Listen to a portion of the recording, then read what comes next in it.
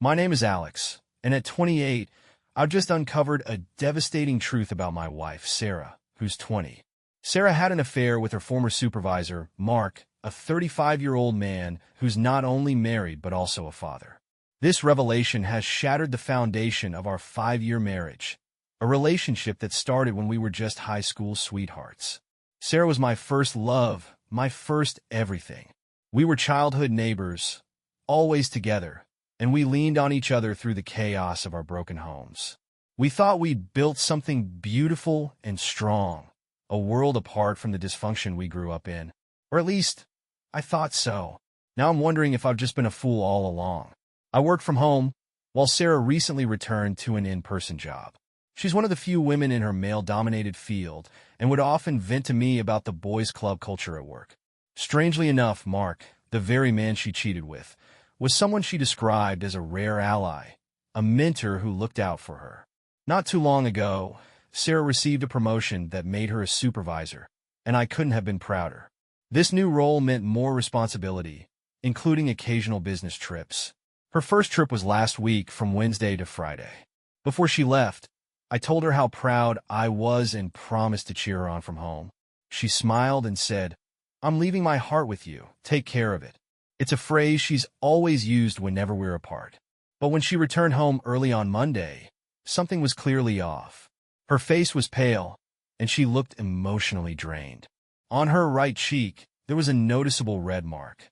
Sarah bruises easily, so I immediately asked what had happened. Instead of answering, she simply asked me to hold her. "I just need your hug," she whispered. As I wrapped my arms around her, she finally broke down. She admitted that there had been an incident at work. My stomach churned as she sat me down on the couch and confessed to something I never imagined hearing from her. She had slept with Mark on that business trip. It felt like time stopped. Her words hit me like a physical blow, and for a moment, I felt like I was outside my body, watching this unfold in someone else's life. A small part of me hoped she'd reveal it was some cruel prank, a horrible joke. But no, this was real. I didn't say a word. I couldn't. I was frozen in shock. Cheating is more than a deal breaker for me. It's a scar. My father's affair tore my family apart. I was the one who caught him and told my mom.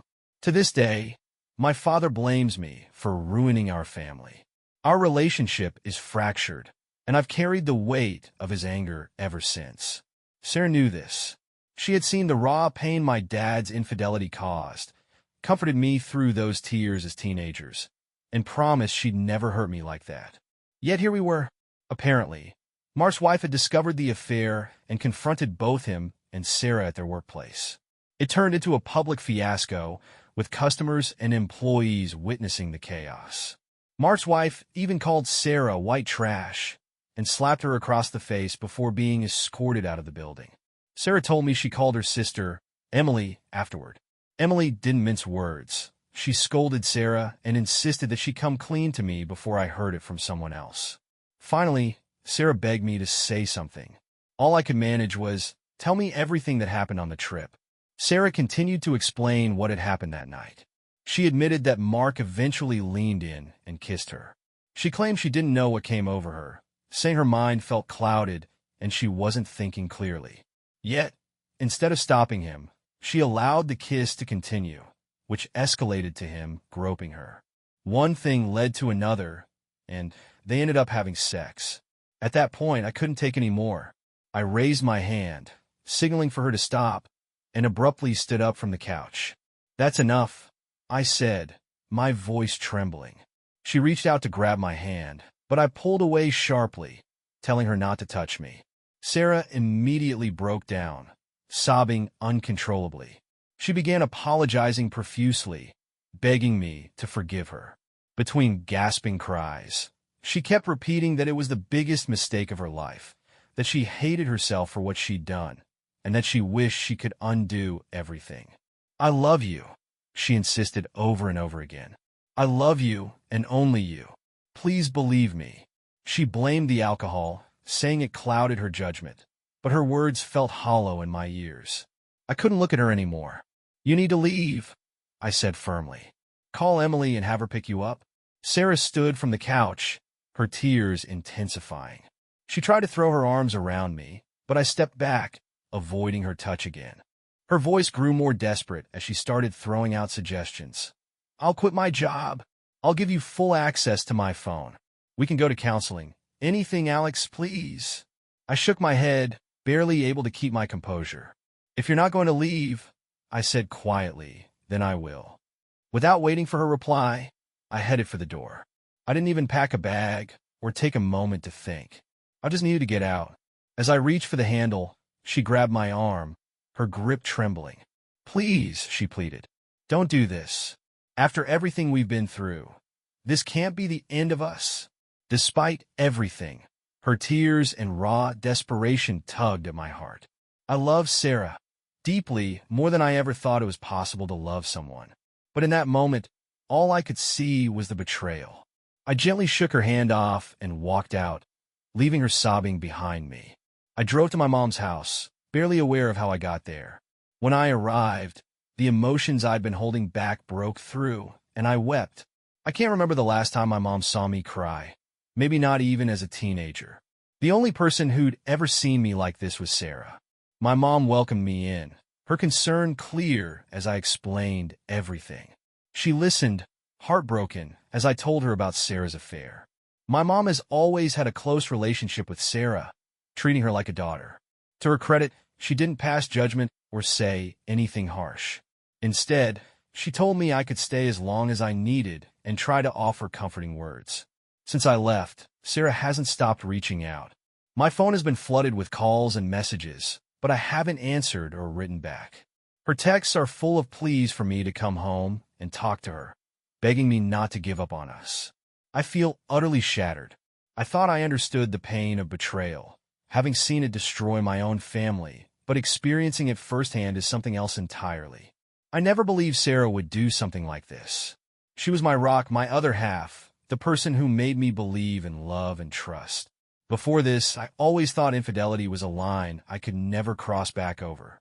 If someone cheated, that was the end, no second chances. But now I'm questioning everything. Should I try to rebuild what we had? Should I give counseling a chance and see if we can salvage our relationship?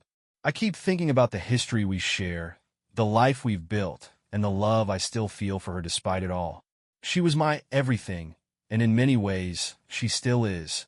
At the same time, I can't ignore the betrayal. How do I move forward from here?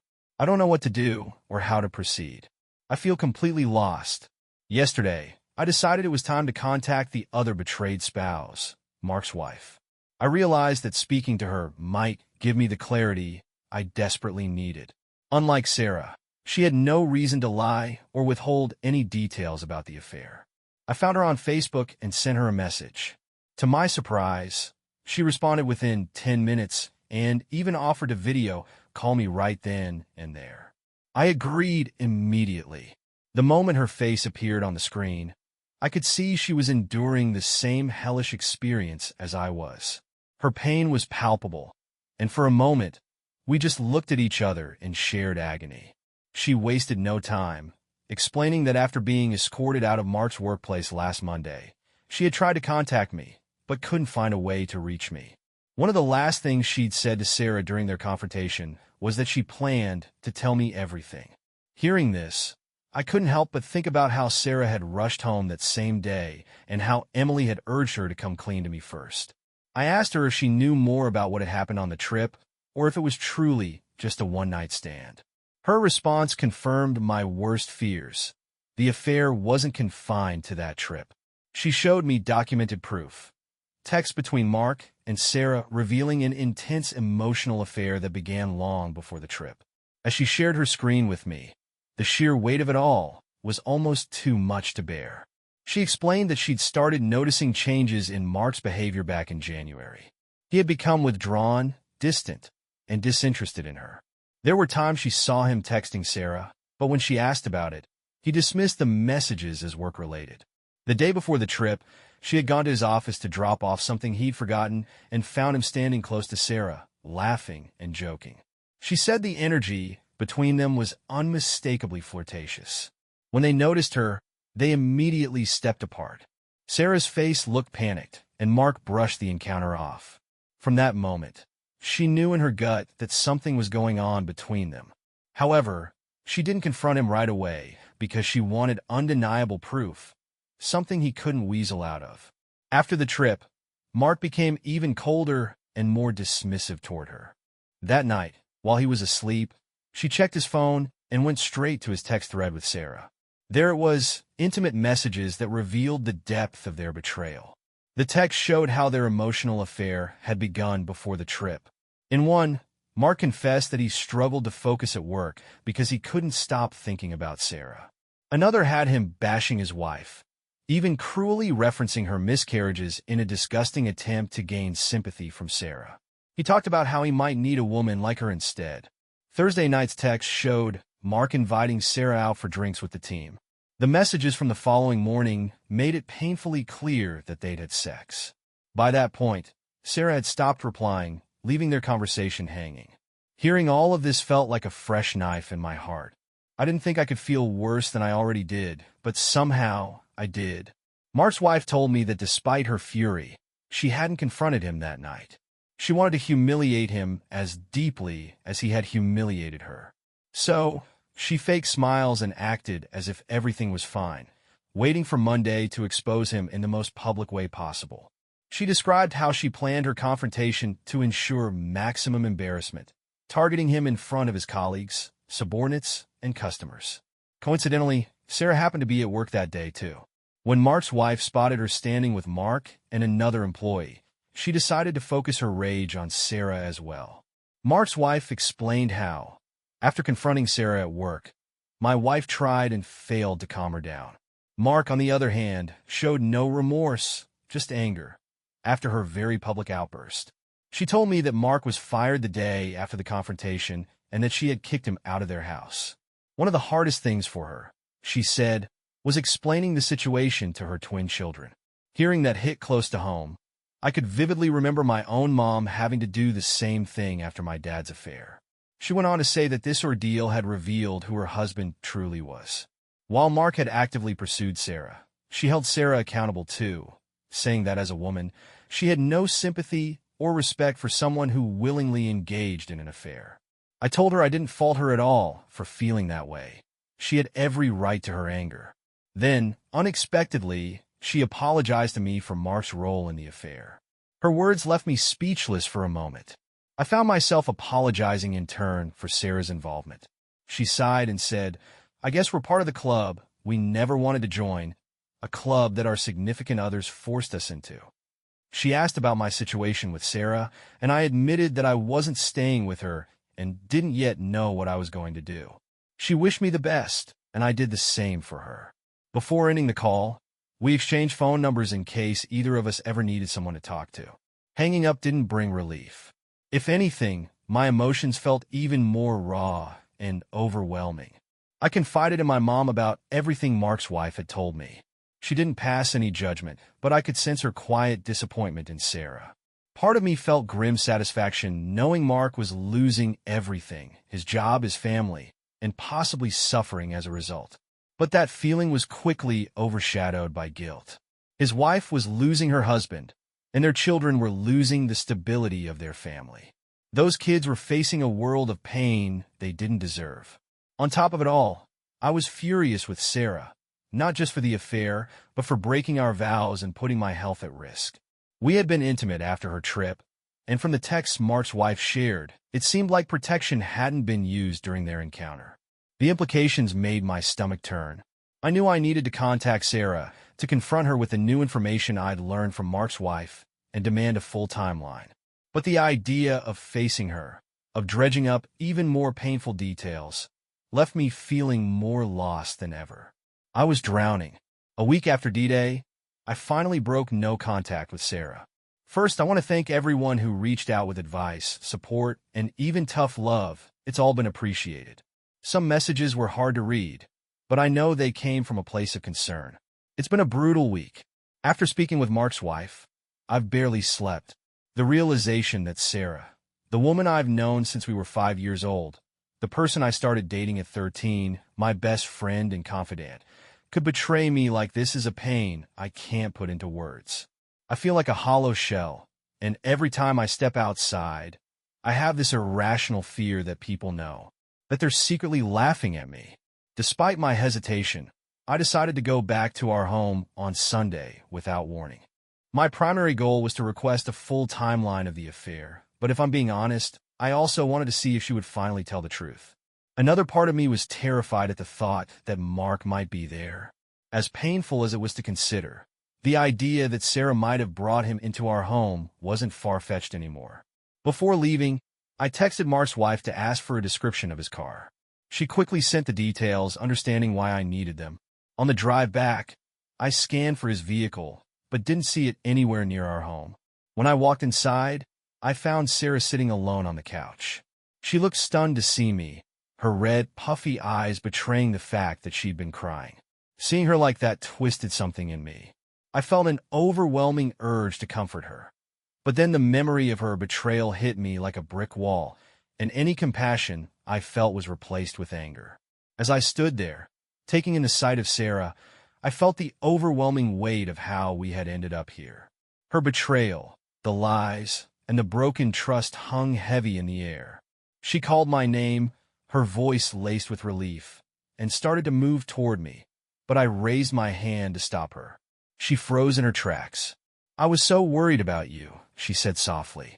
"Thank you for coming back home."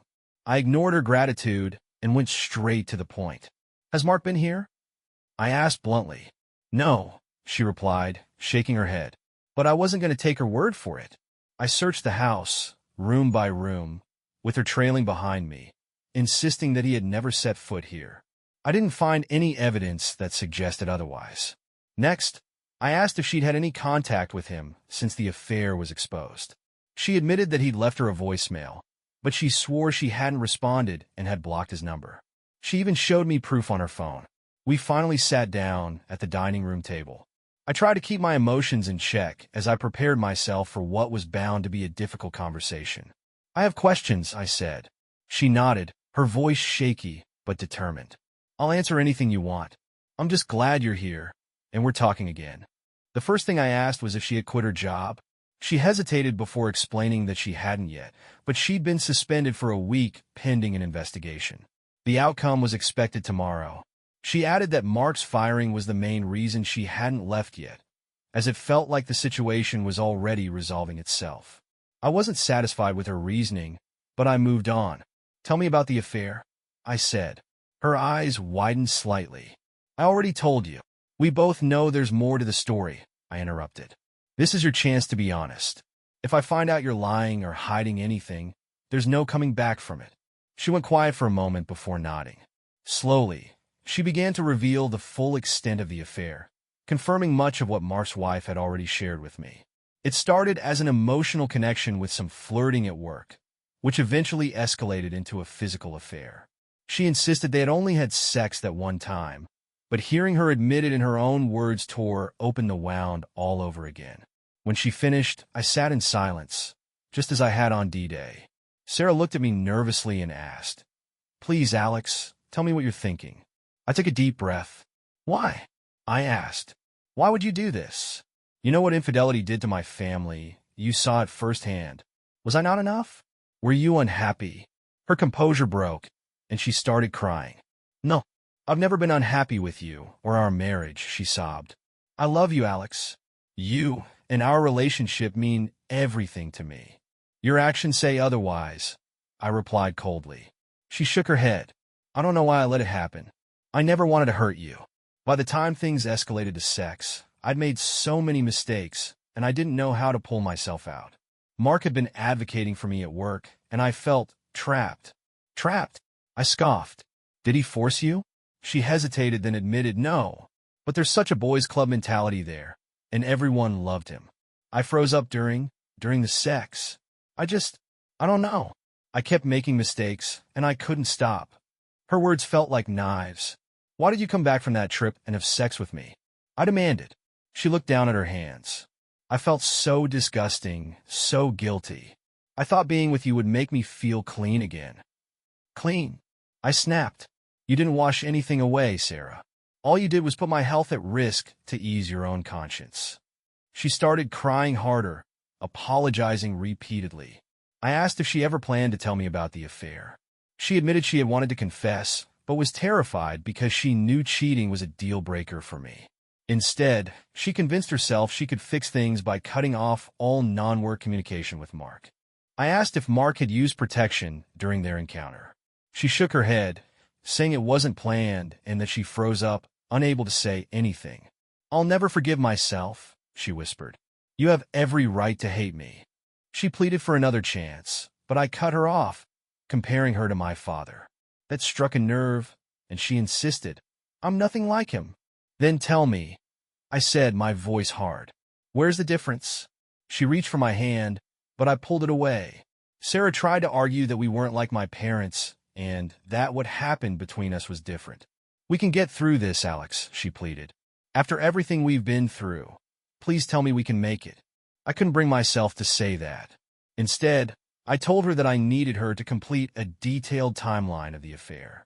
Her face went pale at the request, but I insisted. After a long pause, she agreed. I also told her that we both needed to get tested for STDs. She nodded quickly, agreeing without any hesitation. At this point, I was barely holding my emotions together, so I decided it was time to leave. I went upstairs to pack a bag with some essentials. She followed me, begging me to stay. "I'll sleep on the couch if you want," she offered desperately. "I just want you to be home." I shook my head. "I can't stay here right now."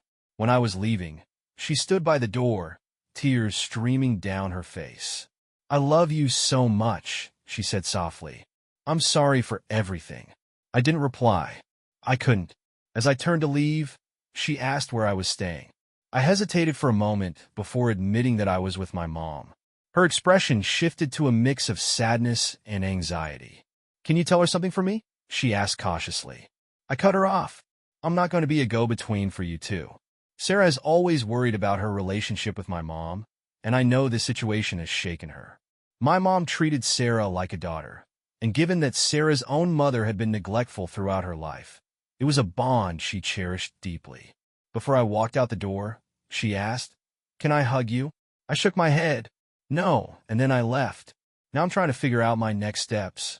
She seems to be more forthcoming with the truth, but the reality of her actions remains unchanged. I don't know what to make of her claim that she froze up.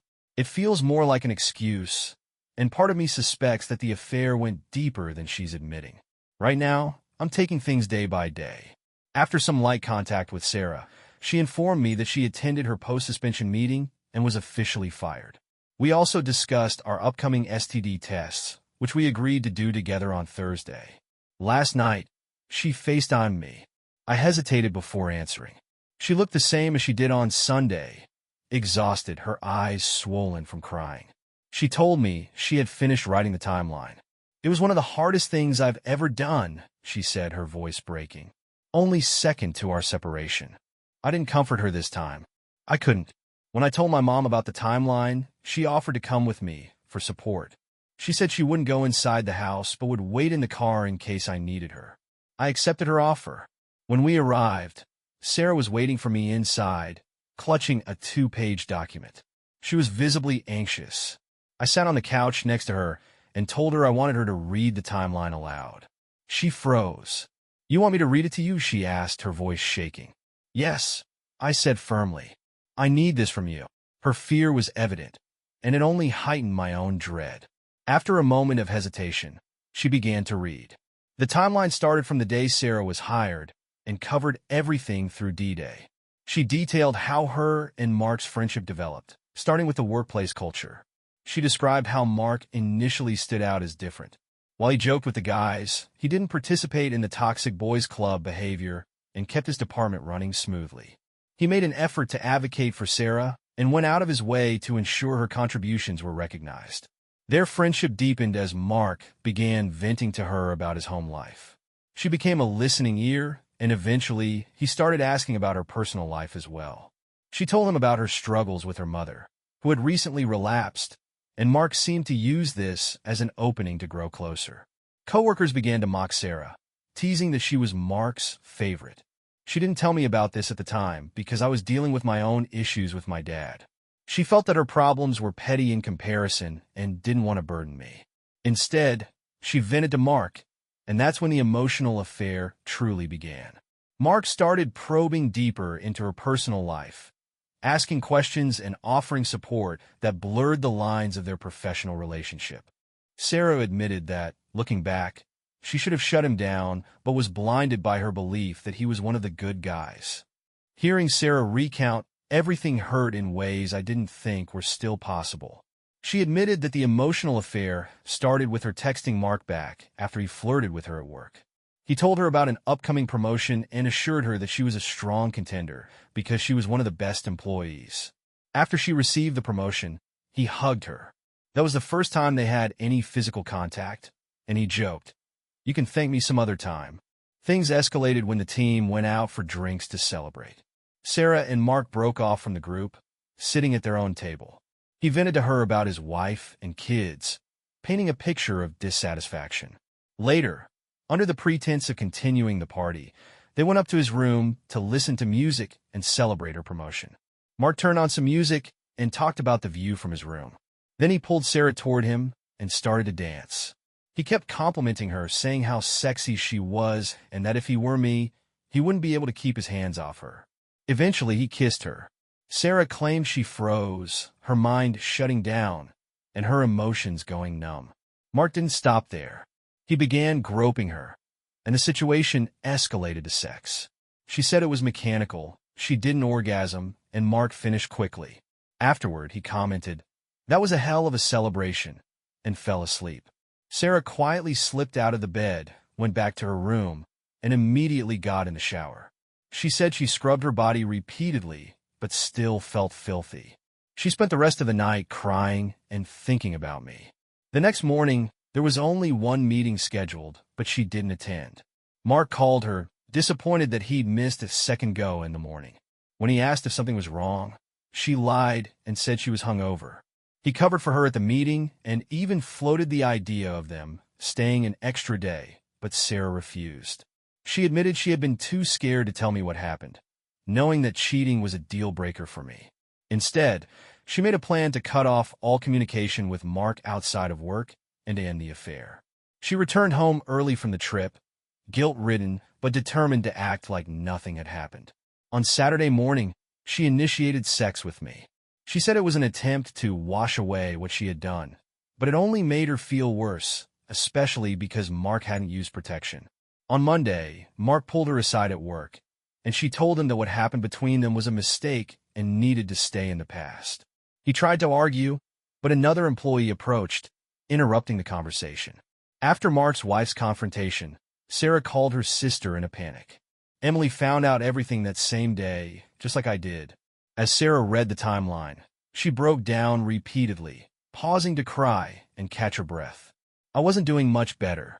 She reached out and touched my hand several times, apologizing over and over again, but I couldn't take it. I moved my hand away and sat there in silence, numb. Finally, I couldn't stay in the house any longer. I asked for the timeline and left. When I got back to the car, the dam broke. I sobbed uncontrollably, and my mom, who had been waiting for me in the car, embraced me without saying a word. I clung to her like I was a child again, crying into her arms. I couldn't drive, so she took the wheel and brought us back home. Sarah started calling and texting me almost immediately after I left. She even tried contacting my mom. I told my mom that I would handle it, and eventually called Sarah back. When she picked up, she asked if I was okay. Her question set something off in me. Why in the world would I be okay? I snapped. She apologized, agreeing that I had every right to be angry. "You were right," she said. "I'm no better than your dad." She explained that the time I had been away forced her to confront herself and what she'd done. She claimed it gave her clarity. "I love you, Alex. I've only ever loved you," she said. "You were my best friend long before we were anything else, and every moment with you is a treasure. I hate myself for every choice I made at that job. Nothing I've lost, my job, my reputation, means anything compared to losing you." Her voice cracked, and she continued, "I know I've hurt you in ways I can't undo, but if you could ever find it in your heart to give us another chance, I'll spend forever showing you what you and our relationship mean to me.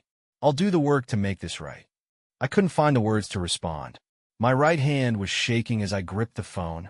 Finally, I managed to say, "I need space." Then I hung up. Do I regret hearing the timeline? Not really. I needed to know everything, even if it was painful. Once I make a decision, I do my best to stick to it. That's just how I've always been. But that doesn't mean I don't pick things apart in my mind or question what could have been done differently. I've always loved Sarah. We've been through so much together, and I don't want to lose what we've built. But when I look at what's happened, I feel shattered. I do think individual counseling would help. I went to therapy for a year after my dad's affair, and it made a difference back then. I also think pursuing a polygraph test could provide some clarity. Another thing weighing on me is that Sarah needs to take a pregnancy test. She's on birth control, but given the situation, it's something we can't ignore. I'd appreciate any advice on how to proceed with everything. Since Sarah read her timeline aloud, I haven't stopped thinking about it. It's been on my mind every waking moment. I've read through the document at least once a day, and each time, a whirlwind of emotions hits me. Sadness, anger, embarrassment, betrayal. Sometimes, I don't even know how to put my feelings into words. I don't think Sarah was lying in her timeline.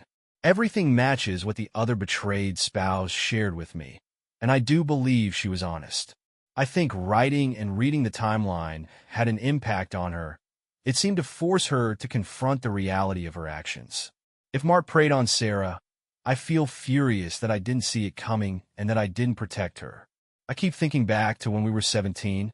After a bad incident with her mom, Sarah came to my house, and I held her in my arms, promising to always protect her no matter what. I feel like I failed her in this situation. I took her word for things and didn't recognize Mark's motives for what they were. On Friday night, I texted the other betrayed spouse to check in and see if we could talk.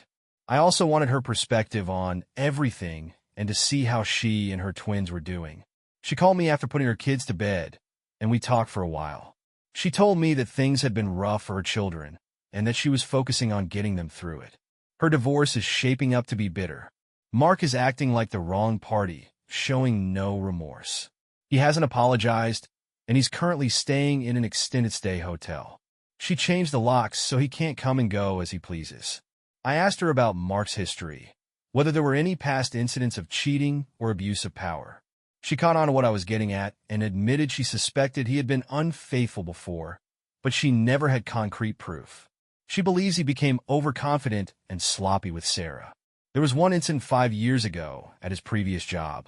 A coworker reported him to HR for retaliating against her after she refused his advances. But nothing came of it. She was labeled as difficult and unreliable, and the complaint was dismissed. At the time, Mark's wife was pregnant and chose to ignore the warning signs. Since then, his reputation had been spotless, until now. It took me a moment to process everything. I asked if she wanted a timeline from Mark, but she said no. "I don't care about the details," she told me. "I just want a divorce." She offered her attorney's contact information if I wanted a consultation, even if I wasn't ready to make a decision yet. I thanked her for the information, and we talked about life after D-Day before ending the call. After hearing all of this, my anger toward Mark grew. I truly believe he set his sights on Sarah and manipulated her. But I can't ignore the fact that Sarah engaged in an emotional affair, which led to everything else. I feel so lost, hurt, and deeply betrayed. I hate every part of this. Yesterday, I couldn't shake what the other betrayed spouse had told me. Later in the day, Emily called. The tone of her voice was troubling. She sounded genuinely concerned about Sarah. She told me she didn't think Sarah was doing well. She wasn't eating and seemed off. Emily asked if I had spoken with Sarah recently. I admitted that I hadn't since Thursday. So far, Sarah had been respecting my request for space, but hearing that she wasn't doing well stirred something inside me. The idea of her in that state didn't sit well with me. Every day without contact had been hard for me too, and I realized I needed to see her. Before heading to the house, I stopped by her favorite local restaurant and ordered her usual meal to go. It wasn't much, but it was something I knew she would appreciate. A small part of me still worried about what I might find, whether Mark might be there. But once again, his car wasn't anywhere near the house. When I walked in, I found Sarah lying on the couch. The TV was on, but it was clear she wasn't watching it. She looked completely drained, like she was carrying the weight of the world on her shoulders. My emotions were conflicting. Part of me thought her choices had led her here, but another part of me just wanted to comfort her, to promise her that everything would be okay. She sat up, startled to see me. She began to move as though she was going to hug me, but stopped herself halfway. I showed her the food and said, "You need to eat something." She looked surprised but nodded, thanking me softly. "You didn't have to do this," she said, her voice trembling. "I wanted to," I replied simply. I helped her settle at the table, got her a drink, and sat with her as she started eating. For a while, I didn't say anything, letting her focus on the meal. When she seemed more relaxed, I asked, "Have you heard from Mark? Has he been here?" She shook her head. "No, I haven't. I promise." "Can I see your phone?" I asked. Without hesitation, she handed it to me. As she ate, I combed through her messages and checked her blocked contacts. Mark's number was still blocked, and there were no new conversations with him. I felt a slight sense of relief, but kept my composure. When she was done eating, I mentioned that Emily had called. Sarah looked caught off guard. "I didn't ask her to do that," she quickly assured me. "I've been trying to respect your space." "It's okay," I replied. I wasn't upset by the call. She looked down, her voice breaking. "I shouldn't have to rely on you to take care of me like this. But our vows, they still matter to me." Her words hit me hard, and I could see tears forming in her eyes. "I ruined us," she said quietly. "I ruined you. You and our relationship were the best part of my life. You meant everything to me, and I betrayed you in the worst way possible. I'll never forgive myself for it." Her self-recrimination struck a nerve, and before I knew it, I broke down. For the first time since D-Day, I let the emotion spill out. Sarah kept tearing herself apart, calling herself unworthy and saying she didn't deserve me. Finally, she whispered, "You must regret ever being with me." Through the tears, I found my voice. "Sarah," I said, cutting in for the first time, "my life has been wrecked, yes, but I don't regret you. Never." I reminded her of the day we met at the neighborhood playground when we were just 5 years old, and how we became inseparable. I told her about the time at 13 when I nervously confessed my feelings for her, stumbling over my words, and she held my hand to reassure me. Even then, I said, "I knew I wanted to be by your side." I brought up the day I proposed to her and how ecstatic I'd been when she said yes. "You were it for me, Sarah," I said, my voice cracking. "You still are. That hasn't changed. Not before D-Day, not even now." We both sat there crying, the weight of everything between us filling the room. Neither of us spoke for a long time. Eventually, I managed to gather myself. I stood up and told her that I needed to go. As I was leaving, she thanked me for coming over. "I understand that you need space," she said. "I'll accept whatever consequences come my way, but I'm not giving up on us. I'm going to look into individual counseling." I nodded, but didn't say anything. My first individual counseling session is scheduled for Monday, but I don't feel like I'm any closer to knowing what to do. I feel like I'm trapped in a maze, wrecked by every emotion you can imagine. Thank you for sharing your thoughts, and I appreciate the advice and insight you've all offered. It's comforting to hear from people who understand how deeply conflicted and vulnerable I feel right now. This situation is an emotional storm I never imagined myself navigating, and every perspective helps me sort through the chaos in my mind. Many of you are right. I feel lost because my heart and mind are pulling me in two different directions. My mind tells me to leave, to break free and start over, while my heart reminds me of the person Sarah used to be, of the history we share, and of the attachment we've built over a lifetime together. That connection is hard to sever. Some of you have likened this attachment to feeling like both a partner and a guardian, and that resonates deeply. For so long, I felt responsible for protecting Sarah, for being her rock in difficult times. But this betrayal makes me question everything.